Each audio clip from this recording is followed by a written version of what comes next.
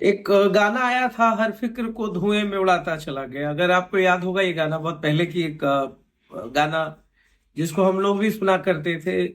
और तब सिगरेट का जो प्रचलन देखने को मिलता था, तो उस वक्त का एक दौर था जिसमें बड़े लोगों को ज्यादा ही हमने पीते हुए देखा।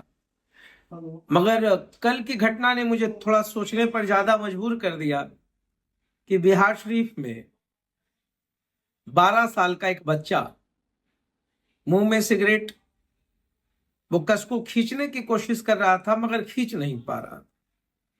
रिजल्ट ये हुआ कि 2 कस के बाद वो कसकर खांसने लगा।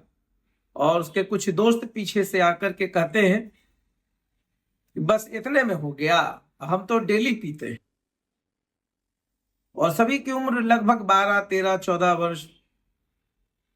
सोचने पर तो आदमी मजबूर हो ही जाता है, क्योंकि मुझे लगता है कि भाई, हमारे बाल बच्चे जब बड़े हो रहे हैं, मेरा भी बेटा बड़ा हो रहा है, तो सामाजिक स्तर पर ये बहुत बड़ा चिंता का विषय है कि जिस नशाबंदी या तमाम चीजों के खिलाफ में बिहार में एक बड़ा मुहिम चला 96 के दशक में। मुझे याद है कि आज ब्रांड एम्बेसडर के रूप में आशुतोष मानव को लोग याद करते हैं, पर उन वक्त में मैं खुद रोटेट क्लब में बहुत एक्टिव मेंबर हुआ करता था।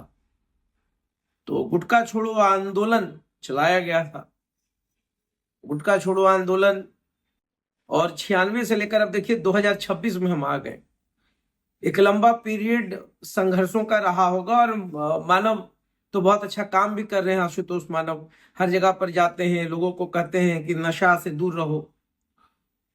मगर ये जो पूरा बिहार शरीफ को मैं देख रहा हूं पिछले 2 वर्षों में, हर दिन शाम के बाद जो रात होती है, और जिस तरीके से schools going students, college going students और कोचिंग गोइंग स्टूडेंट्स कोचिंग के बाद सड़कों पर जिस तरीके से सिगरेट का कस और धुआं उड़ाते हुए निकलते हैं, तो अफसोस लगता है। और इस बात पे गुस्सा भी आता है कि आखिर हमारी पेरेंटिंग कहाँ जा रही है। ये जो फ्रिस्किंग होती थी, रोक टोक, घर में माँ बाप पूछते थे, टाइम होता था, स्कूल से आने के बाद बस्ता चेक होता था, होमवर्क चेक होता था, रूटीन चेक होता था, पूछा जाता था आज होमवर्क क्या मिला, होमवर्क बनाइए फिर खेलने जाइए।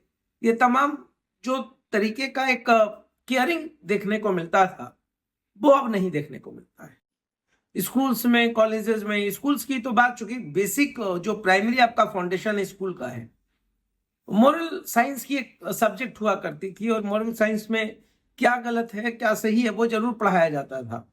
साथ में एथिक्स भी, नैतिकता का वो बोध होता था। सिविक सेंस, कॉमन सेंस के बीच का जो एक पूरा ऑरा जो था ना, वो काफी मजेदार हुआ करता था। उस वक्त ये मोबाइल का सिस्टम था नहीं। पेरेंट्स के पास भी बहुत कंसर्न होते थे। अब तो लोग भाई, डिग्री चाहिए, बच्चा मेरा इंजीनियर हो जाए, डॉक्टर हो जाए। अब इंसान कितना बढ़िया बन पा रहा है, अब उस पर किसी का फोकस नहीं है। तो मोबाइल में कौन कौन व्यस्त है और पेरेंटिंग कहाँ गड़बड़ा रहा है।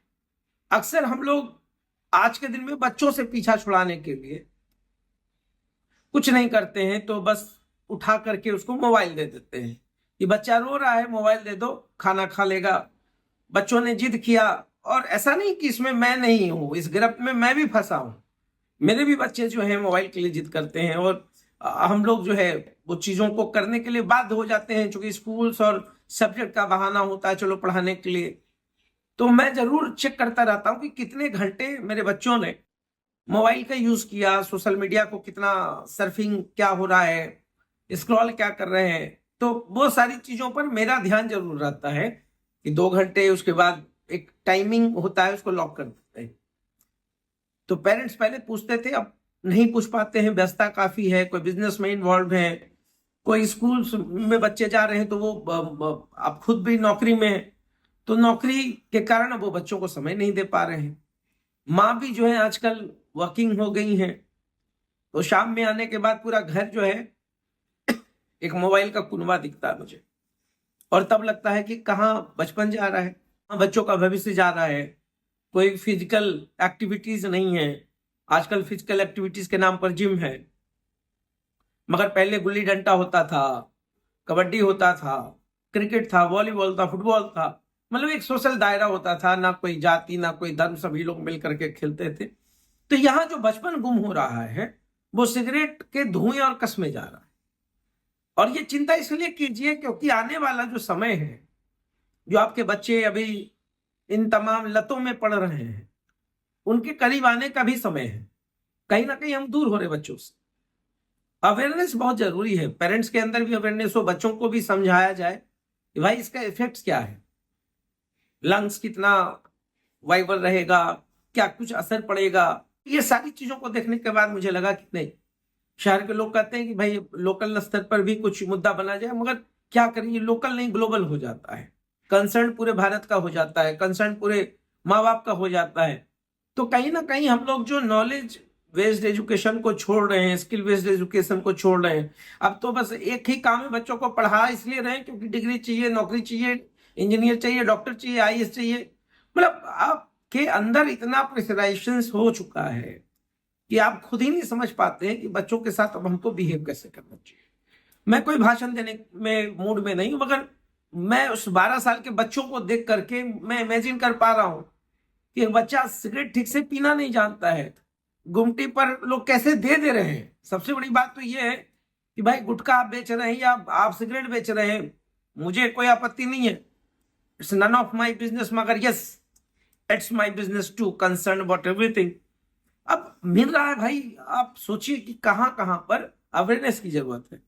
सरकार प्रशासन क्या कर सकते, तो प्रशासन को भी चाहिए ये जहां पर जो सेलिंग पॉइंट है, ऐसा तो नहीं है कि दुकानदार को पता नहीं कि किसको आप सिगरेट दे रहे हैं, तो वहां पर भी कम से कम जो 18 साल से ऊपर या 20 साल का, पहली बात तो पिए ही क्यों, मगर जिसको आप दे रहे हैं कम से कम उसका चेहरा भी देख लीजिए और आप खुद समझिए।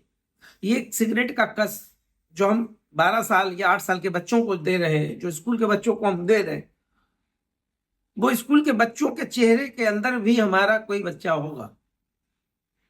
तो मुझे लगता है कि चिंतन होना चाहिए। तो देखते रहिए सार्थ, बहुत बहुत धन्यवाद।